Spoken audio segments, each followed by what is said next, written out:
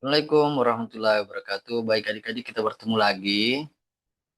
Nah, video ini saya buat untuk memberikan wawasan kepada adik-adik, baik sekiranya pada saat workshop peningkatan keterampilan dasar, penulisan karya tulis ilmiah untuk pendidikan ekonomi atau PAWS, itu ada yang tertinggal atau ada di antara adik-adik yang tidak sempat hadir. Jadi materi ini adik-adik, saya tunjukkan agar adik-adik bisa tetap mengikuti ketertinggalan atau mempraktekkan sendiri secara berulang kali apa yang saya sampaikan dalam video ini. Baik adik-adik, dalam video ini saya akan menyampaikan bagaimana caranya kita membuat suatu kalimat yang efektif dan disertai oleh citasi yang benar-benar ada alias tidak fiktif, walaupun eh, sekalipun kita menggunakan akun-akun artificial intelligence yang bersifat free. Nah ya, jadi adik-adik, kita boleh saja menggunakan artificial intelligence, tapi jangan pernah bergantung secara langsung atau sepenuhnya pada artificial intelligence. Jadi, memang sekiranya artificial intelligence itu diciptakan untuk mempermudah urusan kita, terutama dalam menulis suatu karya ilmiah, namun tetap saja kalau tidak digunakan dengan bijaksana, tidak digunakan dengan baik, maka adik-adik bisa saja tidak mendapatkan manfaat dari apa yang adik-adik tuliskan. Baik, saya akan contohkan secara langsung. Ada beberapa artificial intelligence yang adik-adik dapat gunakan dalam penulisan karya tulis ilmiah.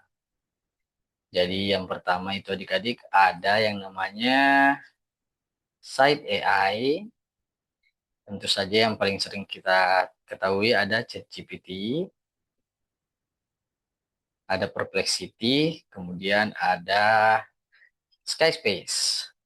Jadi, kita bisa melakukan atau menciptakan kalimat paragraf yang efektif dengan 2 langkah atau 3 langkah, baik dengan dua model yang saling berlawanan arah. Jadi kita bisa terlebih dahulu, kita bisa memilih untuk menggunakan ChatGPT dulu, atau memilih untuk menggunakan Site AI dulu. Nah, kita mempraktekkan dulu dari ChatGPT. Jadi seandainya adik-adik ingin membuat suatu tulisan yang berkaitan dengan keuangan atau kebijakan fiskal, adik-adik kan pasti akan menulis seperti ini. Ya, kita mulai saja ya.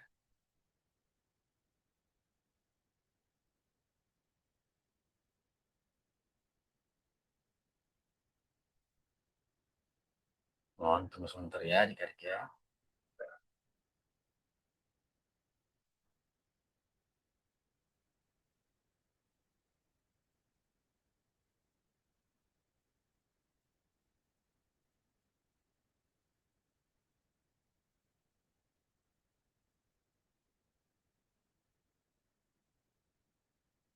Ya, jadi semisal adik-adik ingin memulai nih dari ChatGPT, kita mulai saja. Coba misalnya kita disuruh menulis suatu tulisan mengenai kebijakan fiskal. Jadi, adik-adik, kita bisa nih menulis tentang kebijakan fiskal jikalau kita memberikan prompt yang bagus. Contohnya, ya,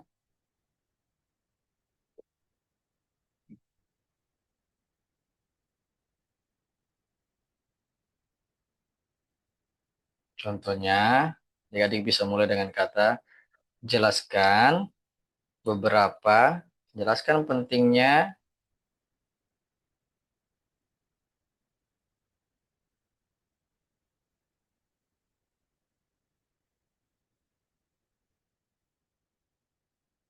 dan berikan beberapa fenomena terbaru terkait kebijakan fiskal. Adik-adik harus tambahkan nih di bawahnya. Buat dalam bentuk paragraf. Letakkan referensi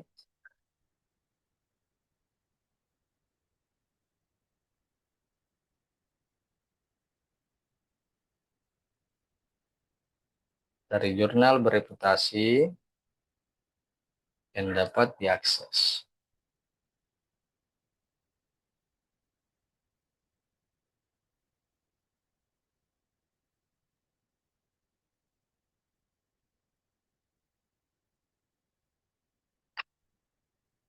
Jadi kalau kita pilih opsi berpikir, dia akan cukup lama ya adik-adik dalam memikirkan jawabannya. Terkhusus karena ChatGPT harus mengolah dulu informasi yang dimilikinya. Sembari menunggu ChatGPT ya memberikan jawaban, saya ajarkan juga bagaimana caranya kita bisa menggunakan set AI. Jikalau kita memulai dari set AI, kita bisa menggunakan preferensinya untuk mencari apa yang menjadi topik utama dari artikel adik-adik. Contohnya ya, kita atur dulu di sini awalnya menjadi let assistant decide, ubah menjadi always use reference. Kemudian di sini diubah menjadi artikel, gaya pengutipannya terserah adik-adik ya mau apa. Kemudian listening effortnya itu umumnya bagusnya medium ya. Jadi kalau adik-adik ingin memperoleh dalam bentuk paragraf, jangan mengaktifkan table mode. Tapi jika adik-adik suka membaca dalam bentuk tabel dan ingin menginterpretasikan sendiri, adik-adik bisa menggunakan table mode. Jadi, setelah kita gunakan atau setelah kita terapkan pengaturannya, sekarang adik-adik tinggal bertanya. Nah, di site AI, berikan perintah berupa pertanyaan ya adik-adik ya. Bukan berupa pernyataan, tapi berupa pertanyaan. Jadi contohnya, apa itu kebijakan fiskal dan bagaimana contoh fenomena terbarunya di era modern, terkhusus di Indonesia. Kemudian adik-adik enter, nanti site AI akan mencari sendiri jawabannya adik-adik. Nah, dia juga butuh waktu layaknya ChatGPT ini.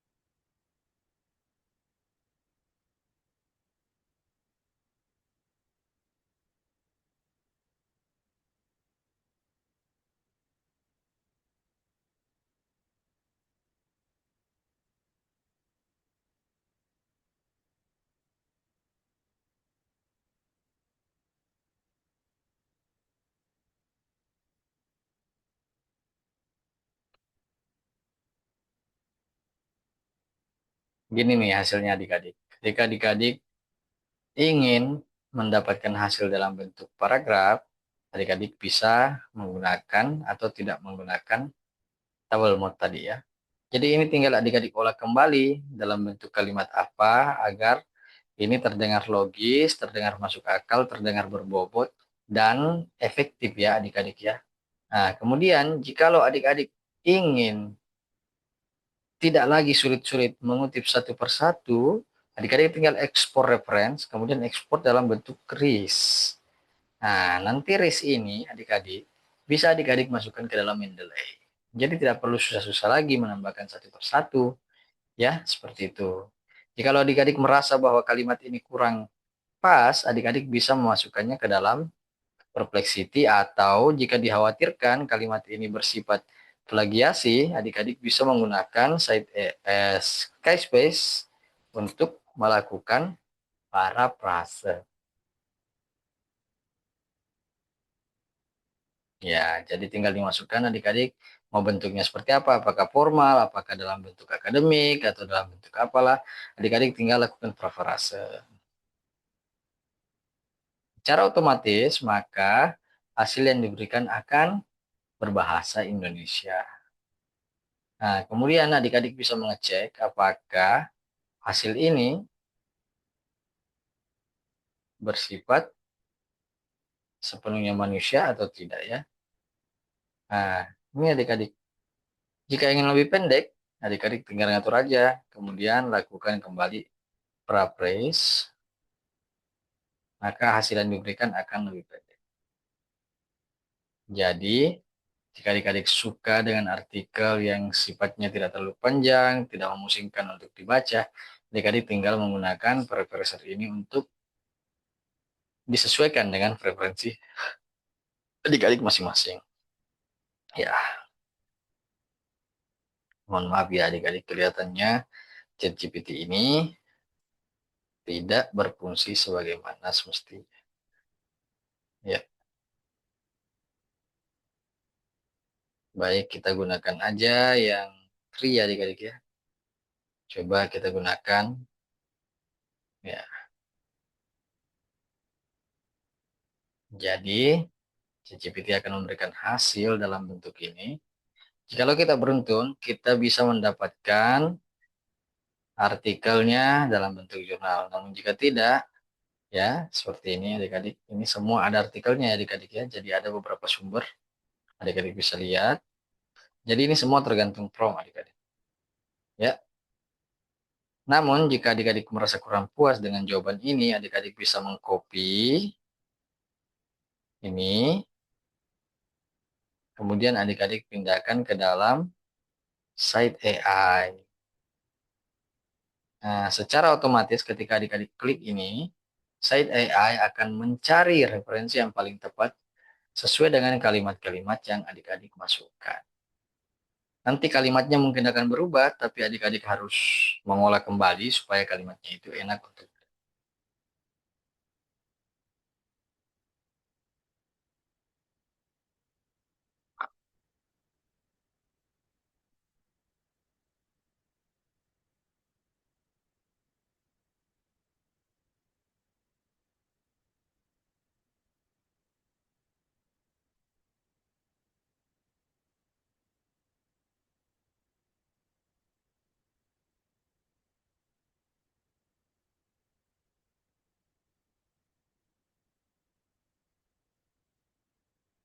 Nah, sudah jadi adik-adik. Jadi seperti ini, adik-adik tinggal ambil referensi-referensinya, tinggal selipkan, kemudian susun ulang kalimat yang adik-adik tadi sudah dapatkan dari ChatGPT. Adik-adik juga bisa menggunakan Perplexity, caranya seperti ini. Adik-adik masukkan kalimat, kemudian adik-adik beri perintah di bawah bahwa, contohnya ya adik-adik ya, cari referensi yang paling pas untuk paragraf di atas. Pastikan referensi berupa artikel dari jurnal bereputasi yang dapat diakses.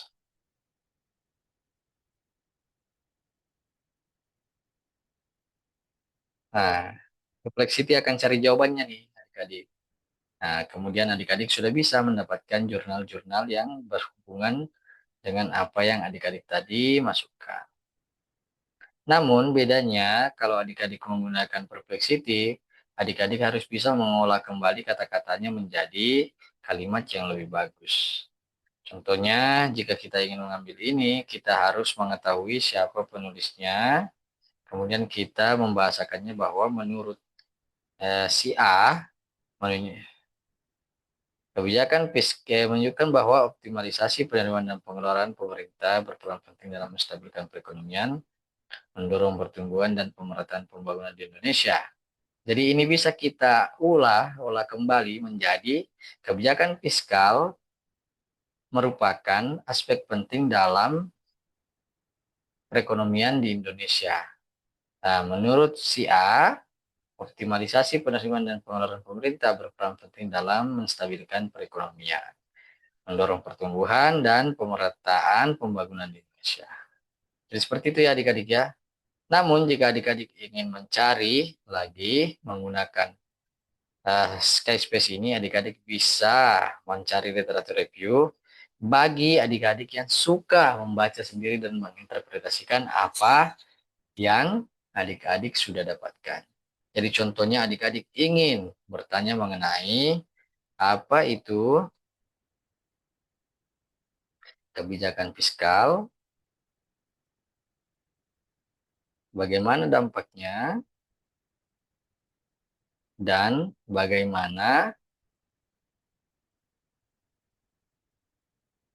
bagaimana fenomena terbaru yang berkaitan dengan kebijakan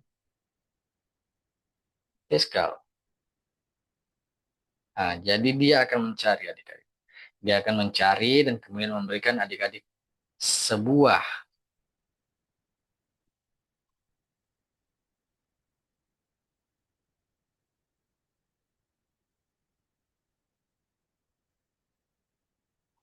referensi ya adik-adiknya. Dia akan memberikan adik-adik sebuah referensi dalam bentuk tabel.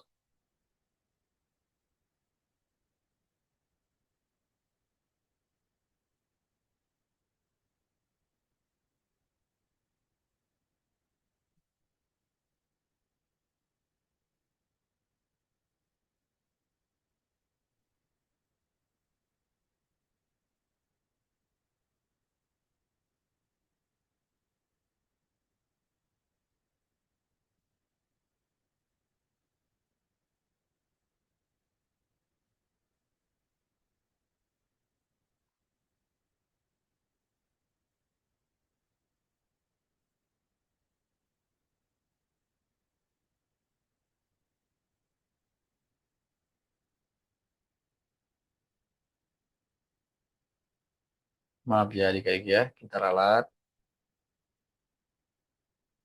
Jadi adik-adik bisa menggunakan ini, pilih high quality, kemudian cari, akan ditampilkan banyak referensi dalam bentuk tabel.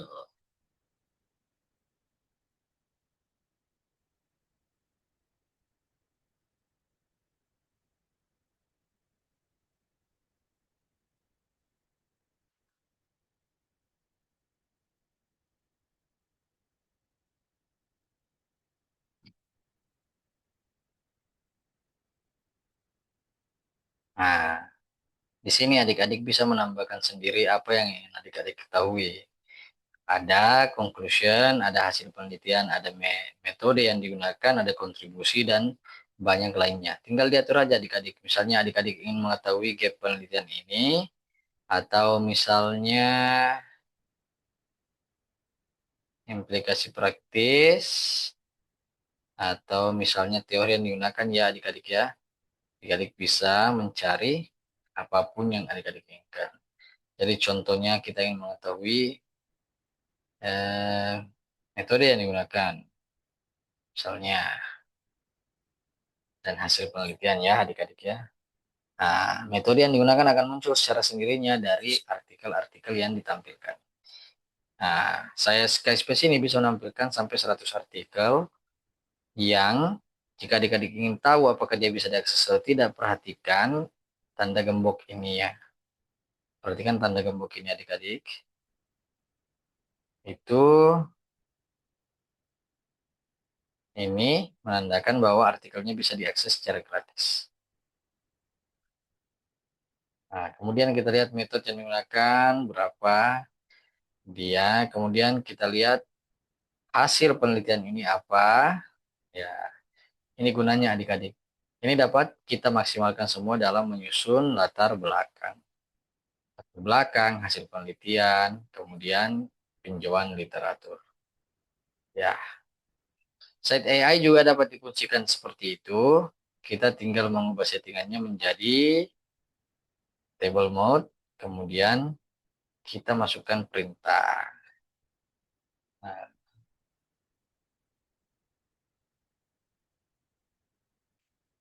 nanti akan muncul hasil dalam bentuk table ya, adik-adik ya. Nah, jadi seperti ini. Kalimat, tentu saja semua insight, semua hasil yang diberikan itu sangat bermakna. Namun kita harus tetap memperhatikan bagaimana kita mengolah kalimat-kalimat yang diberikan AI agar supaya kita tidak keliru dalam memberikan hasil penelitian. Nah, jadi contohnya seperti tabel ini, adik-adik bisa membahasakan kembali nih apa isi secara umum dari artikel-artikel yang telah disampaikan oleh saya. Ya, Baik adik-adik ya, mungkin saya rasa cukup sekian untuk apa yang bisa saya sampaikan pada kesempatan kali ini. Selanjutnya, insya Allah akan saya sampaikan lagi berbagai metode-metode atau teknik-teknik yang dapat digunakan dalam menyusun karya tulis ilmiah atau sekurang-kurangnya membantu adik-adik memperbaiki kualitas karya ilmiah yang adik-adik miliki. Baik adik-adik, terima kasih atas kesempatannya. Semoga video ini bermanfaat. Saya harap dapat memberikan ilmu yang dapat diterapkan dan dibagikan kepada sesama. Baik, Assalamualaikum warahmatullahi wabarakatuh.